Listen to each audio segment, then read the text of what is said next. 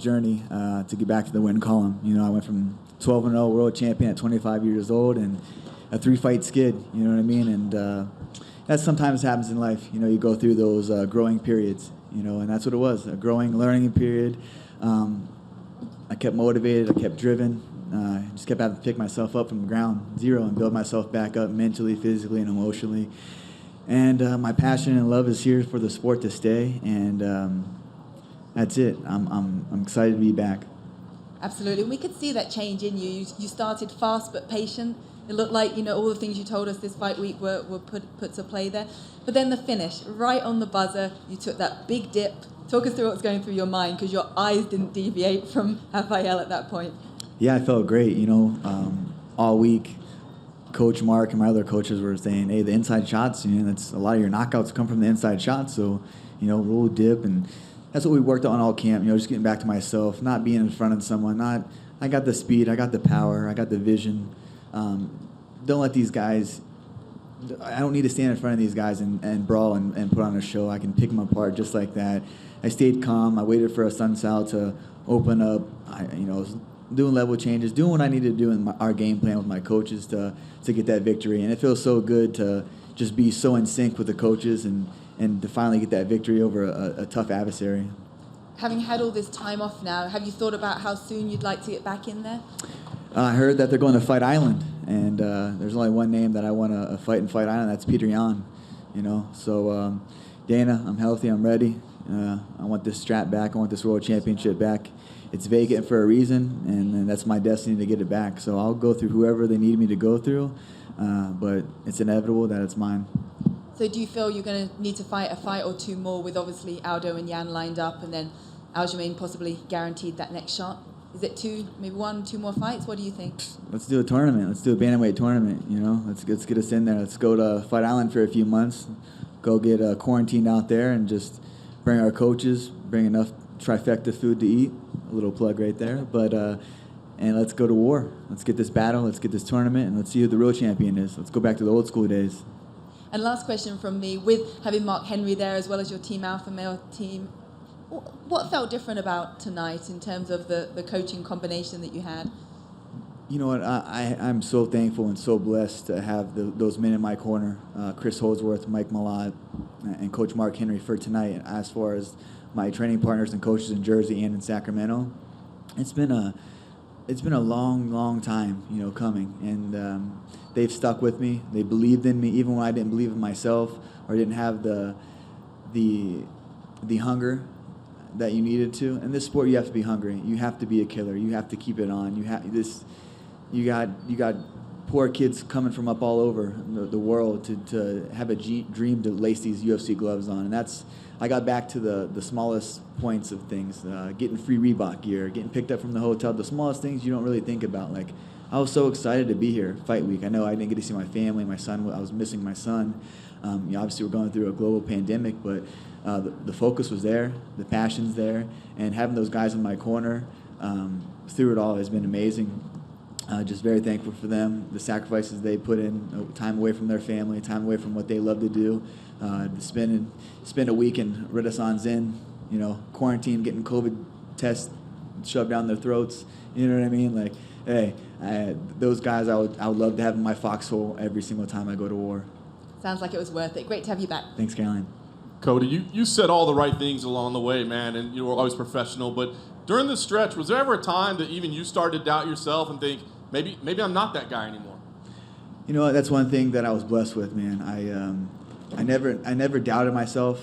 You know, I didn't have that fire. I didn't have that hunger to go in there every day and just. I felt like I was just clocking in. It was a job. You know, fighting was. When I had nothing, I had fighting. I always had fighting. Even when I was trying to be away from fighting, run away, crawl away, I always got sucked back into fighting. And this is my true destiny, is to be the best fighter. This is what God has blessed me with, the abilities, the speed, the power, the never giving up. You know, I mean, there's so many people in this life that get knocked down and they stay down and they don't get up. I was freaking on top of the world. I was 25 years old, world champion, defending one of the greatest bantamweights in the world from a 3-fight skid. You know how hard that was to get up and do that? You know what I mean? But I have people that watch me. I have people that look up to me. I have a son that I want to show that the work ethic, and no matter times you fail at life. You got to learn and grow and just pick yourself up and keep marching forward. So I want everyone to just be motivated by what I was able to do, and just, and that's what I hope to do for the rest of my career. Is no matter how many times I win or lose or how many titles I win, but at the end of the day, man, I just never give up. No matter what you're going through in life, it's a hard world. It's not a fair world, and it's a crazy world we live in. You just got to keep a goal, keep driven, and keep your desire to be the best. We saw a little bit of the showboating that we've come to love from you. Was there a moment in there where you felt comfortable and said, okay, I can have a little fun in here? Yeah, man, I just love to fight, and when I'm on like that, I like to have a little bit of, showmanship. But Assuncao, we had a couple conversations inside there. He kept throwing that wheel kick, and I was like, man, that's like the fourth time you threw that, bro. Like, he's like, I'm going to keep throwing it. And I'm like, all right, I'll keep dodging that shit, hopefully. It don't get me with one. But hit him a couple times hard. I knew he was hurt, and I was like, oh, that one hurt him. I yelled at the coach. He's like, oh, he's hurt. Like, let me just slow it down a little bit, And he chatted back, oh, it's going to take more than that. I'm like, all right, he's game. He's a game dude, you know what I mean? And it shows for a reason. He's been here since the WEC days. He's been top 5 for however long, decades. And he's a hard dude to finish. Hasn't been knocked out in, 10 years, So I'm happy with my performance, and just excited to just keep it building from there. Last thing for me, settle the debate. Who had the better one-punch KO tonight? Was it you or Sean O'Malley? Bro, come on. Dana White, give me that 50K. You got the 50K. Oh, hey, thank you, Dana. Thank you. Cody, back here. Jim Griesheimer, cage side seat. Hey, I just wanted to say congratulations, but I want to ask you about a night that the Bantamweight division shined maybe like never before. In one night, right? Former champ comes back with an emphatic statement. What are your thoughts on the state of the division right now? Where do you see yourself? And how long do you think before you're ready to take that shot and maybe put that gold back around your waist? Man, I just watching the bantamweight get so much hype, and not even hype, but just recognition on the night. I'm just excited, man. There's gonna be so many potential bouts that I can have, so many potential knockout performance bonuses that I'm going to get in my bank from all these guys. They come out and show up. I'm excited for the bantamweight division. It's the best division in the UFC. We have some killers. It's a shark tank. I mean, you got Dominic Cruz in there. You got Uriah Faber still, doing what he wants to do. I mean, you have so many guys that are. It's a shark tank division. You know what I mean? They're talented. They're fast. They're strong, and I'm just excited to get back to the top and get my title back and come one, come all. How is it different, the feeling you have right now? And I've interviewed you a lot over the years as you were coming up, that hunger that you had. How is it different right now trying to reclaim that spot from when you were trying to claim it to begin with? Yeah, I knew, having a heart-to-heart with myself for the past few years, I knew I trailblazed the path and become a world champion. 25 years old. I fought everybody they put in front of me, knockout artists, undefeated killers in there. Whoever they had me fight, I ran through them. Outclassed Dominic Cruz in one of the best, title fights there was.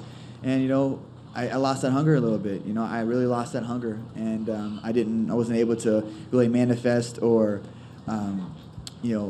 have visions or dreams. So I was focused on, getting healthy and overcoming my injuries. And that was the hardest part, man. Injuries are such a sucky part of this sport, man. It really is. If I could, just say that, the injuries was a hard thing to overcome. It was harder than getting the world championship, but I battled through those. I kept strong. I did everything I needed to do. My coach, Michael Malott, he's like, bro, all camp, he's like, you're that fucking 23-year-old kid with a chip on his shoulder. Like, you just walk around with the confidence again. I was like, damn, man. And I kind of feel like that again. I'm 28 now. I got a child. I got some gray hairs in my beard. But I still feel like that young kid with that's hungry, and that's what you saw tonight. It's just a man with a dream and a fire that burns inside. On Thursday, you talked to us about how you've worked through some demons, and we could see that because when you first came out, you were like super aggressive, always had to be angry and in your opponent's face. And ever since you've been a father, we've seen a different Cody. What else contributes to that besides the gray hairs and everything else? I have a few gray hairs, but yeah, definitely, it was trying to be something I wasn't. You know what I mean? I'm a savage in there naturally. I'm a savage person. When I can flip the switch, I don't have to get myself pumped up to fight, and that's what I was having to do. I was having to fake the funk. I had to fake the funk in there. You know what I mean? I was like, fuck, I got to fight. Damn it. You know what I mean? Like, I never want to do that. And I just got back to the love. Just honestly, man, Chris Holdsworth is always, he used to have it blasted all over his vision board and always would, hashtag it, hard work pays off. And that's the simplest, truest statement you can have in this sport, in this life. Hard work will always pay off. So you just have to work, and keep working, and continue to work. No matter how many times you get knocked down, you got to pick yourself up and just keep clawing forward. That's what I'm doing right now. Just back to the hard work. Let the coaches, I got it out my own ways. Let the coaches kind of just take ropes and just go with them. You mentioned post-fight that it's hard to look good against Raphael Assuncao, and it is, but you did. Is the takeaway from this camp and from this fight going forward that if you just stay patient, that these results are going to be inevitable if you trust the process? Is that the new Cody? Oh, yeah, Cody 2.0. You know what I mean? I like talking about myself in third person, but he's here. Cody 2.0 is here to stay. And we're just going to keep evolving and keep growing. And Lord willingly, I'll stay healthy and I'll just, do what he asked me to do in this life and just keep getting these fights and, doing the right things, becoming a better fighter, a better human being. And that's, throughout my whole life. But I'm just so thankful to have the guys that I have in my corner from East Coast to West Coast. And I'm just excited and just super thankful to be here, to be able to speak with you guys. I mean, I never really took it for granted, but when you don't have the post-fight victories or the post-fight celebrations or the media, man, you go home to an empty hotel and you're banged up, you're bruised up, and you pick yourself up and kind of go from there. So it's been, since 2016, I was able to sit in front of you guys and really spill out my heart and passion and love for the sport that saved my life and saved so many and helped out me through so many dark times in my life. So I'm fortunate to be here and sit in front of your presence. And one more for me, I want to talk about the finishing sequence. You talked about how that was part of the game plan. That was very evident because doing that duck like you did, it's actually kind of risky because if he comes up with a knee, that could be the end for you. But you mitigated the risk by setting that up throughout and making him bite on that feint. And once he did, how hard was it to stay patient and not pull the trigger on that haymaker until you saw the opportunity? Yeah, it was Coach. He was kind of having a little battle with me in there. He's, kept telling me to move, keep moving, don't be brawling. And I kept hearing that, and I was like, oh shoot, I must be not moving. So keep with the feints. Malotwa and Chris, all them guys were telling me to keep feinting. And I noticed early on in the first round, as I got my back towards the wall, that's when he kind of tried to press a little bit. And I knew when he would switch to southpaw, just the overhand left was coming. And so I dipped, let him feint to there, and I knew just to throw my head off, and his head was going to veer to my right, and it just landed flush. Wasn't worried about a knee. He doesn't really kick from southpaw, kicks from orthodox, so I had him pretty timed, you know what I mean? I was just waiting for the fight to present. I was wanting to do a little bit more stuff, but I'm happy with the victory, and he's a hard dude to look good against. I didn't get hit in there. I felt great. I felt like I did the game plan, stuck to it, and just happy with the result. Thank you. Cody, congrats on the win. Great job tonight. When you look at the division, who do you see as your main challenge? Who is the guy in the division you look to and say, he is the guy? It's the old Cody. That's it. It's me versus me always. If the old Cody comes back, fuck, he's a scary dude. You know what I mean? Cody 2.0 is here, and I just got to keep bettering myself inside my profession, outside my profession, doing the right things in life, making the right decisions, and everything else falls into place. So I don't fear any man. I fear myself. And when you look at it, if you're able to get the title back at some point this year, early next year, you got win. I do. You got the specter of the guy you lost to, TJ Dillashaw, coming back next year. Would that be a fight that you would want just because of what happened, the history between you, the fact you lost, not the personal history, but the two fights that you had? Would that mean something to you to be able to beat him in a third fight? No, we're talking about TJ, who's still suspended. He's not even there, but that's a fight I would like to get back. You know what I mean? We all knew what he was on. We all knew what he was doing. It took so many times, for him to skate by USADA, unfortunately. But, he's serving his sentence. he's going to always have to live with that the rest of his life. You know, he has a child that he has, you know, eyes on him that knows that his dad was a cheater. You know, the whole world looked up to him, a lot of young kids. It's sad. I kind of feel bad for the guy. He has no confidence that he has to use those kind of aids to be a fighter. But we'll see. You know what I mean? I'm going to be at the World Championship. I'm going to be at the top. So if he works his way back up there, open doors. Let's get it. And last one for me, do you see any of yourself in O'Malley, a cocky guy that, you know, he had the big knockout tonight and he seems to be on the fast track. When you look back to when you were that age, you see any parallels there? No parallels. I was 25 years the world champion. He's 25. I was 11-0 world champion. He has not fought anybody in the top 15. How many people did I fight in the top 15? Under 2 years in the UFC, I became a world champion. That's a fast track. I was fighting the best, am the best, will be the best. No comparison. But I will say I like his style. I like his little flashy hair. You know, it's cool for the division. So keep doing his thing. Keep getting those wins. We'll see you at the top, buddy. Cody, you said you and everybody knew that Dillashaw was on EPO. Do you mean that knowing beforehand or just after the fact? You know, I don't really want to get into that. Yeah, that's kind of ship has sailed. You know, I feel like that was a big burden. A lot of us, you know, you know, like the kid grew up in the Team Alpha Male Tutledge, you know, so it is what it is. You know, that's behind us. He's serving his sentence. You know what I mean, for his wrongdoings, knowing that he was doing it.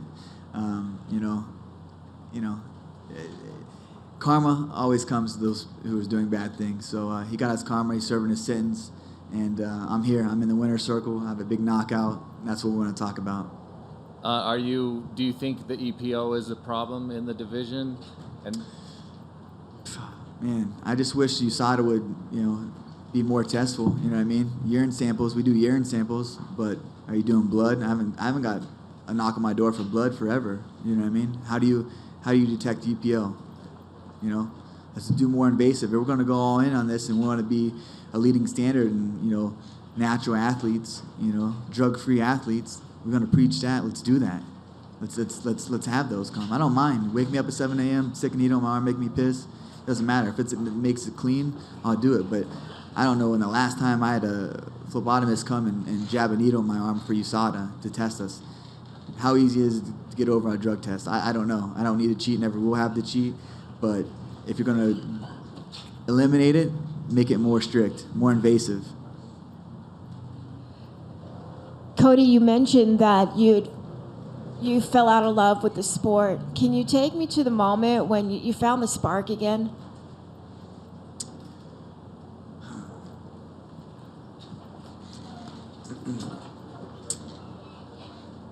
It was leaving the comforts of my home, being in New Jersey, missing my son, leaving all my friends behind, gaining new friends. I'm so thankful for Coach Henry, Frankie Edgar, Eddie Alvarez, Ricardo Almeida, for them guys to let me go there, get out of my comfort zone, to see if I really loved this sport, if I could be away from my son, if I could be away from the comforts of my home, the comforts of my bed, to get myself out of bed when I'm beat down, sore, tired, and just to the grind. Then I knew that I still have the passion and the hunger to do this in the sport, for allowing me to come back and forth, both teams, you know what I mean, to get work with both guys, East Coast to West Coast. That's really when I found the spark back. That's when I really knew that I had love for this sport, to go 3,000 miles away from my son, missing his, you know, sacrificing a lot. I know we sacrifice a lot in this sport, you know what I mean? I'm not up here to say a lot of people sacrifice a lot in life, but for me to sacrifice and know that that's what I needed to do to get the love back for it, to know that I really loved it, you know, to be away from my son. I was away from 2 months, you know what I mean? Like, I didn't have a father growing up, so I didn't want to miss out on anything. It was the hardest time of my life to do that, but, you know, it was great to be able to, you know, go work with Coach Henry, Coach Ricardo, come back, work with him a lot, work with Holdsworth and the guys. So I'm just thankful, man. I'm just thankful that my passion is reignited, and that's when the spark flew, knowing that getting yourself up at 6 in the morning to go drive over to Coach Mark Henry's house and do 10 rounds of pad work, and then go to Ricardo's after a long week of, you know, training with new guys that are trying to kill you, and then you go back home and there's new guys that are still trying to kill you back home. So it's awesome, man. I'm just so happy that the passion's burning again.